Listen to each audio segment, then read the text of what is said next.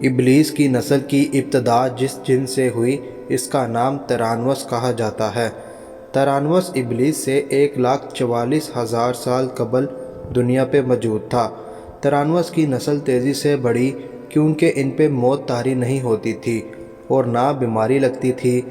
البتہ یہ چونکہ آتشی مخلوق تھی تو سرکشی بدرجہ عدم موجود تھی۔ اس جنوں کی نسل کو پہلی موت فرشتوں کے ہاتھوں پیدائش کے 36,000 سال بعد آئی، جس کی وجہ سرکشی تھی۔ یہاں پہلی بار موت کی ابتدا ہوئی، اس سے پہلے موت نہیں ہوتی تھی۔ بعد میں چلپانیس نامی ایک نیک جن کو جنات کی ہدایت کا ذمہ سونپا گیا اور وہ ہی شاہ جنات قرار پائے۔ اس کے بعد حموس کو یہ ذمہ داری دی گئی۔ حموس کے دور میں ہی چلیپا اور تبلیس کی پیدائش ہوئی۔ یہ دونوں اپنے وقت کے بے حد بہادر جنات تھے اور ان کی قوم نے چلیپا کو ششین کا لقب اس کے شیر کے جیسے سر کی وجہ سے دیا۔ ان دونوں جنات کی وجہ سے ساری قوم کہنے لگ گئی کہ ہمیں اس وقت تک کوئی نہیں ہرا سکتا جب تک ششین اور تبلیس ہمارے درمیان موجود ہیں۔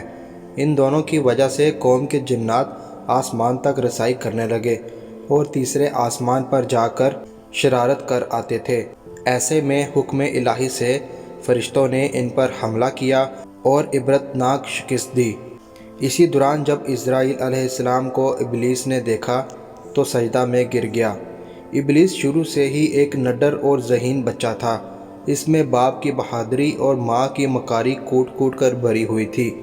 اس نے ملائکہ کے ساتھ جا کر توبہ کا باقاعدہ اعلان کیا اور پھر فرشتوں سے فیض علم حاصل کرنے لگا۔ علم حاصل کرنے اور ریاضت کا یہ عالم تھا کہ پہلے آسمان پہ عابد، پھر دوسرے آسمان پر زاہد، تیسرے آسمان پر بلال، چوتھے آسمان پر والی، پانچویں آسمان پر تقی اور چھٹے آسمان پر قباذان کے نام سے مشہور ہوا۔ یہ وہ وقت تھا جب یہ فرشتوں کو سکھاتا تھا۔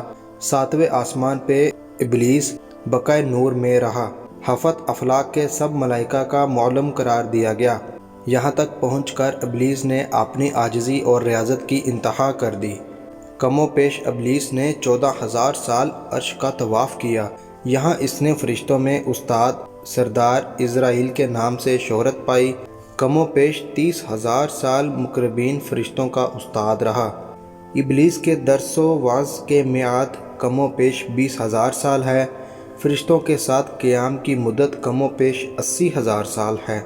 ابلیس کو حکم ہوا کہ دروغ جنت رضوان کی معاونت کرو اور اہل جنت فرشتوں کو اپنے علم و فضل سے بہرہ کرو۔ یوں ابلیس کو جنت میں داخلے کا پروانہ مل گیا اور جنت میں بھی اپنے علم سے دروغ جنت رضوان کو سیراب کیا اور یوں جنت رضوان کی کنجیاں ابلیس کے پاس رہیں۔ روایات کے مطابق ابلیس 40,000 سال تک یہ فرض خزانچی انجام دیتا رہا۔ یہی وہ مقام اعلیٰ ترین جنت رضوان ہی تھا جہاں ابلیس نے پہلی بار بادشاہت کے خواب دیکھنے شروع کیے۔ اس وقت ابلیس کے پاس ہفت اقلیم، افلاک، جنت و دوزخ سب کا اختیار تھا اور اسی نے چپے چپے پہ سجدے کیے تھے، مگر یہاں پہ ابلیس عاجزی سے پہلی بار بھٹکا اور خود کو بادشاہ بنانے اور رب بن جانے کے خواب دیکھنے شروع کیے۔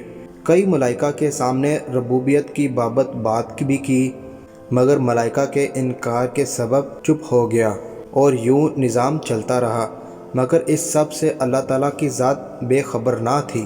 پھر آدم علیہ السلام کی تخلیق کا مرحلہ آیا، جیسے قرآن مجید میں واقعات بیان ہوئے ہیں۔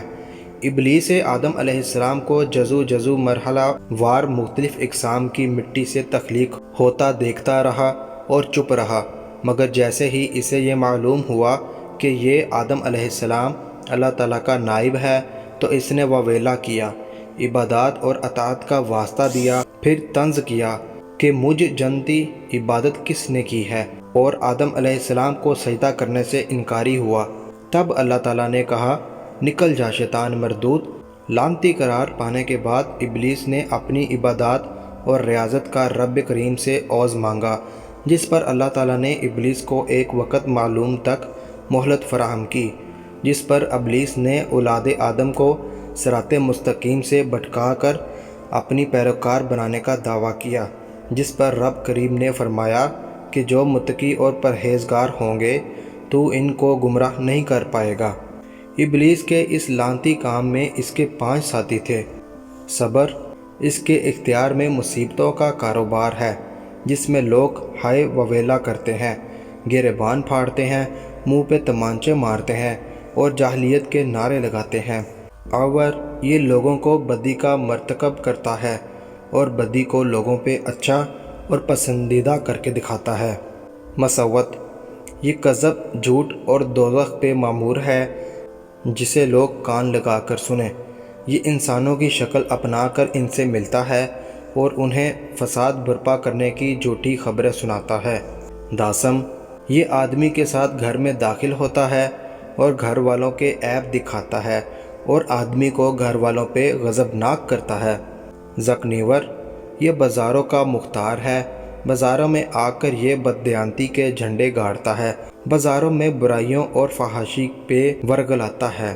ابلیس کا آدم علیہ السلام کو سجدے سے انکار کا جذبہ حسد تھا کہ جس نے اسے مجبور کیا کہ میری جگہ آدم خاک کو کیوں ملی۔